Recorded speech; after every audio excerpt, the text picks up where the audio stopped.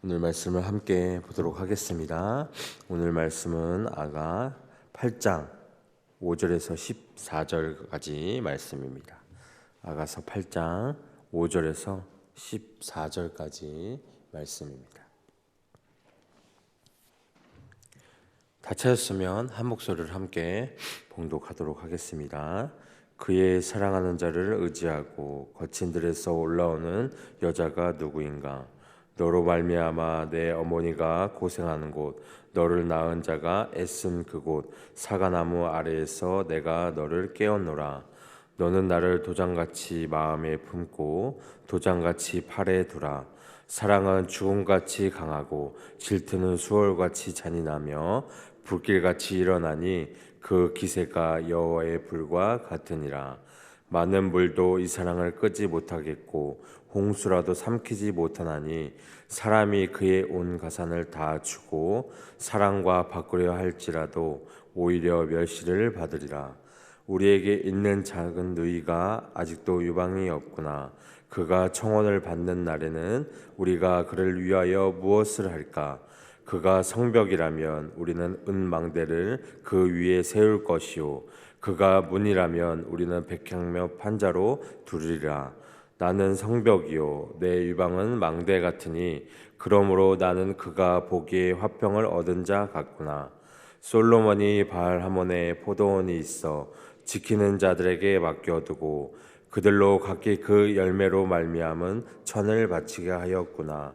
솔로몬 너는 천을 얻겠고 열매를 지키는 자도 200을 얻으려니와 내게 속한 내 포도원은 내 앞에 있구나. 너 동산에 거주하는 자야. 친구들이 내 소리에 귀를 기울이니 내가 듣게 하려무나. 내 사랑하는 자야, 너는 빨리 달리라. 향기로운 산 위에 있는 노루와도 같고 어린 사슴과도 같아라. 아멘. 오늘 말씀을 함께 보도록 하겠습니다.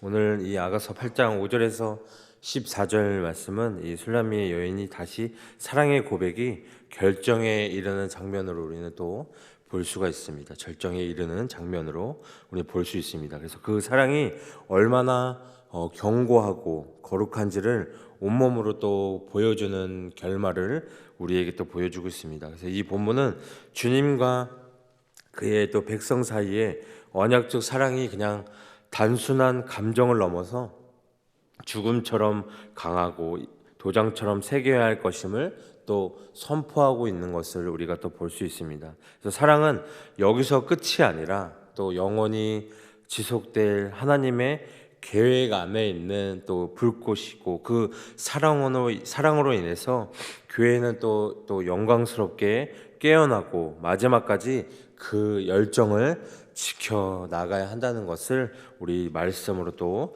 보여주고 있습니다. 그래서 첫 번째로 5절에서 7절까지의 말씀들을 보면 이 예루살렘 딸들이 또 이 부부들을 또 소개합니다. 아내에게 또 신부에게 초점을 맞추고 있습니다. 이 거친 들에서부터 올라오는 이 여자는 누구인가라고 이야기를 하고 있습니다.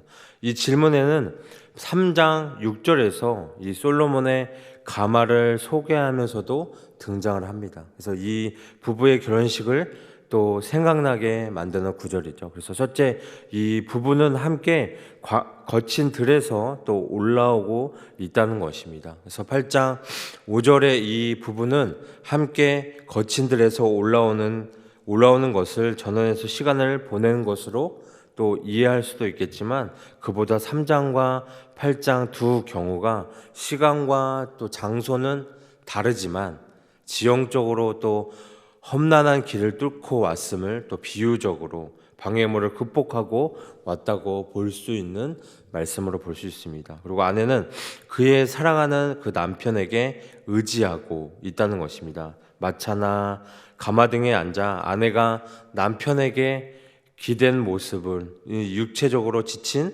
또 여자의 모습과 그런 여자의 자신의 몸으로 지탱해 주고 있는 남편의 모습을 또 함께 보여주고 있다는 것입니다. 이는 뭐 육체적으로만 아니라 뭐 정신적으로도 이 여자가 남편을 의지하고 남편도 또 여자를 신뢰를 또 여자의 신뢰를 받아주는 관계임을 또 보여주고 있는 말씀입니다. 그래서 이런 시간을 지나 이제 그들이 뭐 중년이나 노년에 접어들었다는 것이죠. 그래서 나이가 들어도 육체적 결합에 대한 열망은 또 사그라들지 않는다는 것입니다. 여자가 사과나무 아래에서 이 남편을 깨운다는 말은 또 성적 욕망을 암시할 수도 있다는 것입니다. 그래서 여자는 이 사과나무 아래 남편의 어머니가 그를 잉태하고 또 상고를 겪고 그를 낳은 곳으로 또 연결하고 있다는 것입니다. 그래서 이는 여자가 남편에게 친밀감을 주고 육체적 결합에 대한 열망을 또 자극하려는 의도거나 또 어머니가 그를 낳았듯 후손을 갖고 싶은 마음을 나타낼 수 있다는 것입니다. 그래서 6절과 7절의 또 내용을 이어서 보면 사랑의 강렬함과 그 힘 앞에서는 세상의 어느 것도 굴복당하지 않을 것이 없다는 것입니다. 여자는 이 남편에게 자신의 그의 마음과 팔에 도장같이 두라고 또 요구를 합니다.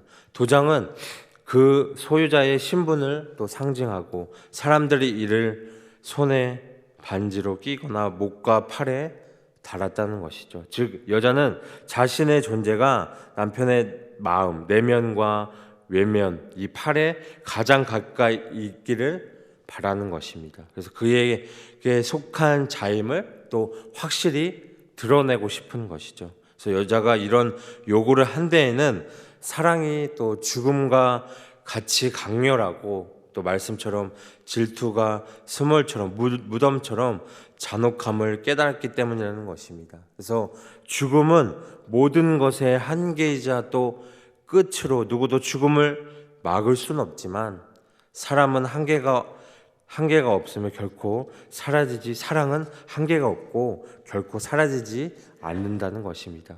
그래서 이 질투는 자신의 상대 외에 아무도 용납하지 않는 충성, 헌신, 애정을 또 나타낼 수 있다는 것이죠. 이 사랑의 힘은 불꽃, 그것도 가장 강렬한 뜨거운 불, 이 여호와의 불로 또 의미할 수 있습니다. 같아서 많은 물이나 강들도 그 불을 꺼버리거나 쓸어버릴 수 없다는 것이죠.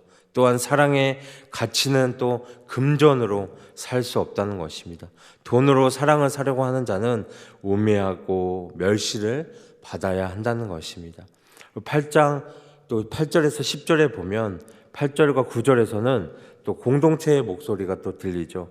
우리에게 작은 누이가 있는데 그에게 유방이 없도다. 이는 아직 또 신앙적으로 성숙하지 못한 존재로 볼 수 있고 혹은 교회 안에서 자라나야 할 새로운 또 영혼들을 또 이야기할 수 있다는 것입니다. 그래서 이런 신앙의 공동체는 성숙한 자만이 아닌 성장 중인 이들도 함께 품어야 할 책임을 가진다는 것이죠. 그래서 그가 말하기를 원할 때 우리가 그를 위해 무엇을 할까? 이 문장은 이 목형적으로도 돌봄의 책임을 상징하고 있고 성장과 보호의 공동체적 사명을 또 우리에게 보여주고 있다는 것입니다. 그래서 8장 9절에 보면 그가 성벽이라면 우리는 그 음방대를 그 위에 세우리라. 그가 문이라면 백항목 판자로 두리라 이야기하고 있습니다. 이는 두 가지를 또 보여주고 있습니다. 성벽, 이 단단한 믿음, 곧 거절과 저항을 상징하고 그 위에 은으로 장식된 망대를 세워서 아름다움과 영광을 더하겠다는 뜻으로 볼 수 있습니다. 그리고 문은 열려있는 또 태도, 즉 수용과 교제의 가능성을 의미하고 있습니다.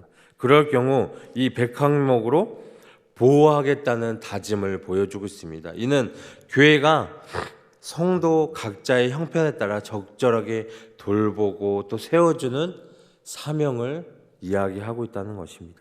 이에 또 시몬이 이렇게 고백을 합니다. 나는 성벽이고 내 유방은 망대 같으니 그러므로 나는 그의 눈앞에서 또 화평을 얻은 자 같도다라고 10절에서 이야기하고 있습니다. 이는 자신의 정체성과 신앙의 자리를 분명히 하는 또 선언으로 볼 수 있다는 것입니다.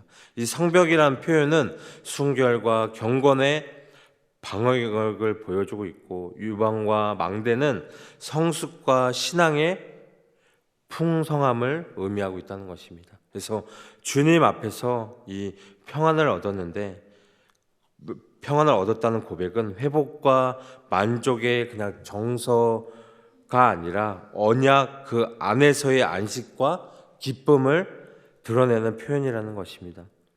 이 성도가 주님 앞에서 자신을 드러낼 수 있는 담대함은 거룩함의 결실이라고 말씀하고 있다는 것입니다. 11절과 마지막 14절까지의 말씀을 보면 이 단락은 솔로몬이 소유한 포도원과 포도원에 다른 이야기가 얽혀 있다는 것을 볼 수 있습니다.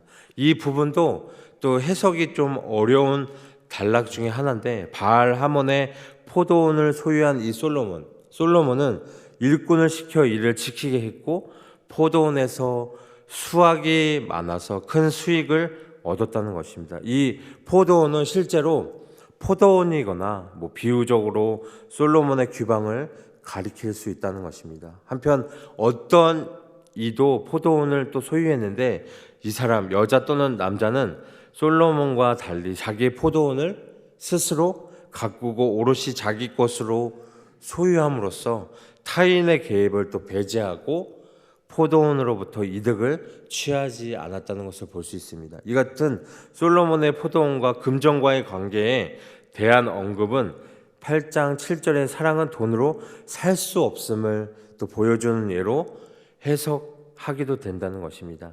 다른 해석으로는 솔로몬이 실제 이 포도원을 타인의 노동으로 통해서 이득을 보고 있거나 여인은 자신의 몸인 포도원을 직접 가꾸고 소유했으므로 솔로몬이 타인의 도움을 받거나 또 이득을 나눌 필요 없이 직접 이 포도원을 소유함으로써 모든 이득을 취할 수 있음을 표현하고 있다는 것입니다. 그리고 마지막 13절에서 이 14절은 이 남녀간의 대화로서 아가서의 마지막 대화이자 끝이라는 것입니다. 여기서 남자의 여자에 대한 호칭, 동산들에 거하는 자인데, 동산에 대한 이 문자적 비유적 해석이 가능하다는 것입니다. 그래서 여자가 현재 남자와 떨어져 전원에 있음을 암시하고, 동시에 이 남자의 여자에 대한 성적 호감도 나타내고 있다는 것입니다. 그래서 여자의 남자에 대한 호칭, 내 사랑하는 자의 책의 처음부터 끝까지 나오는 이 호칭으로 변함없는 여자의 사랑을 또 강조하고 있음을 보여주고 있습니다.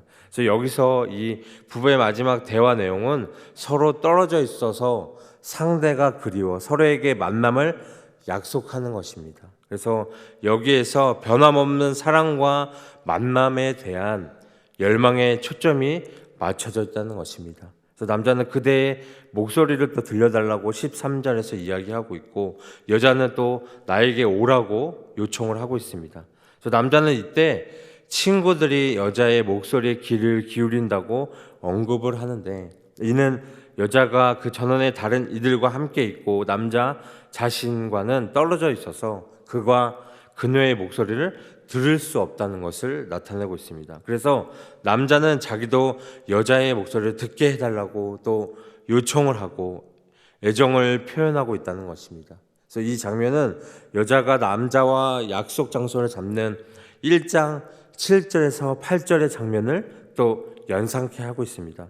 우리가 앞에 봤던 1장 7절과 8절과의 비슷한 동산 이미지를 사용해서 8장 13절에서는 유사하고 대조적인 이 상황을 통해서 남녀의 서로에 대한 그리움을 또 상호 보완적으로 묘사한다는 것을 우리가 또 볼 수 있습니다. 그래서 한편 여자는 남자에게 노루와 어린 사슴처럼 향품이 가득한 산들로 달려오라고 이야기를 하고 있습니다. 이때 이 여자의 몸과 이와 관련된 아름다움, 신비함을 그리고 즐거움을 암시하고 있다는 것입니다. 그리고 노루와 어린 사슴은 여자가 사랑하는 남자를 가리키는 표현으로 2장 9절과 17절에서 생각나게 한다는 것입니다. 그래서 남자에게 서둘러 이렇게 오라는 것은 요청하는 이 여자에게 만남에 대한 강렬한 열망을 엿볼 수 있다는 것입니다. 이와 같이 이 아가서가 서로를 그리워하고 상대를 초청하고 만남을 고대하는 남녀의 장면으로 끝나는 것은 남녀의 사랑이 소통을 통해 지속됨을 암시하고 둘이 또 고대하는 만남과 연합이 이 이상적인 사랑의 결과임을 보여주고 있다는 것입니다. 그래서 또 이를 통해서 신앙생활에 우리가 적용을 하면 우리가 기도와 찬양과 말씀을 통해서 또 하나님과 끊임없는 소통과 사랑의 교제를 나누고 우리가 성령님과 하나됨으로 선한 행실을 우리가 또 추구하고 또 신랑 되신 그리스도와의 만남을 열망하는 삶을 살아야 한다는 것을 또 이 오늘 말씀을 통해서 우리에게 전하고 있다는 것입니다. 이 아가서의 마지막 장면은 정말 사랑이 어떻게 완성되는지를 보여주고 있다는 것입니다. 사랑은 거친 들을 지나고 시작되고 죽음을 통과하고 강해지고 결국 그 모든 공동체 안에서 열매를 맺고 또 마지막 날 주를 기다리는 고백으로 이어져야 한다는 것입니다. 이것이 말씀의 사랑이고 하나님의 백성들이 걸어가야 할 사랑의 여정이라는 것이죠. 그래서 하나님은 우리를 도장으로 삼으시고 여호와의 불과 같은 사랑으로 우리를 태우시고 포기하지 않으시고 끝까지 사랑하신다는 것입니다. 그리고 이제 우리도 그 사랑을 품고 또 작은 누이들을 세워가고 마침내 말할 수 있다는 것입니다. 나는 그의 보기에 화평을 얻은 자 같도다 이야기할 수 있다는 것입니다. 그래서 우리는 고백할 수 있다는 것입니다. 주 예수여 어서 오시옵소서. 이것이 아가서의 결론으로 볼 수 있다는 것입니다. 그리고 우리의 신앙적 결론으로 볼 수 있다는 것이죠. 지금도 주님의 사랑, 그 사랑은 여전히 불타오르고 있다는 것입니다. 우리가 그 사랑을 깨달아야 한다는 것입니다. 그리고 그 사랑 안에서 우리는 끝까지 주님을 기다리는 주님의 백성으로 남아 있어야 한다는 것입니다. 그래서 우리가 주님과의 여기 말씀에서 나오는 남자와 여자의 사랑처럼 우리도 주님과 우리의 사이 안에서도 정말 불이 꺼지지 않는 그 사랑을 끝까지 가져갈 수 있는 우리 여러분들 되기를 오늘 이 시간 소망합니다.